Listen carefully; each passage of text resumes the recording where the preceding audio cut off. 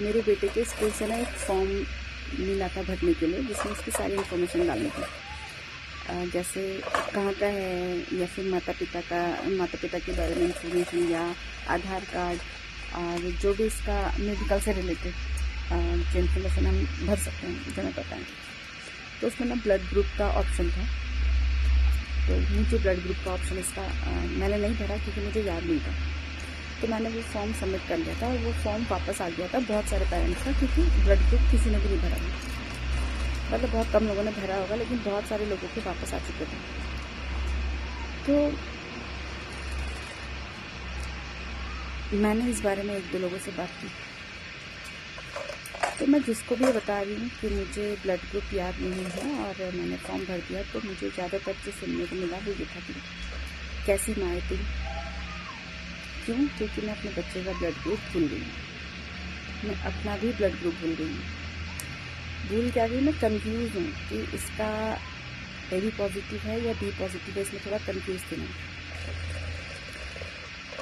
अब कंफ्यूज थे तो इसलिए हम लोग जो ऑप्शन था वो तो फिल नहीं कर सकते थे ना, क्योंकि करेक्ट इन्फॉर्मेशन डालने होते सब।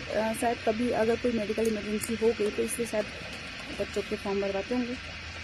तो हम लोग अपने मन से या तुक्का लगा के नहीं डाल सकते थे ना, तो इसलिए मैंने नहीं भरा। तो ऐसी मेरी बात हुई थी। तो फिर मेरे को ये बोलना है सीधा कि कैसी माँ थी, क्योंकि ये नहीं पता कि तेरे बच्चे का ब्लड ग्रुप क्या है। नहीं पता, अपना भी नहीं पता।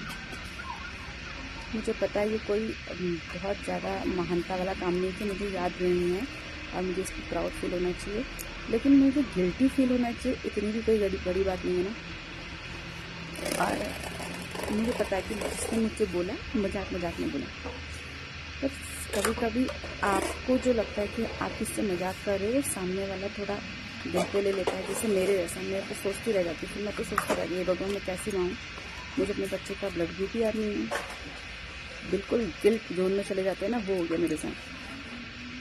कुछ टाइम तक तो फिर ऐसे दूसरों बच्चों के पेरेंट्स से तो पूछने में शर्म आने लगी मुझे कि उन लोगों ने का फॉर्म भर लिया कि नहीं।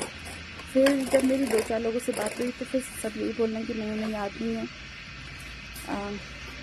वो सभी लोगों ने फिर दोबारा टेस्ट करवाया। मैंने भी करवाया इसका दोबारा टेस्ट, अब भर चुका है।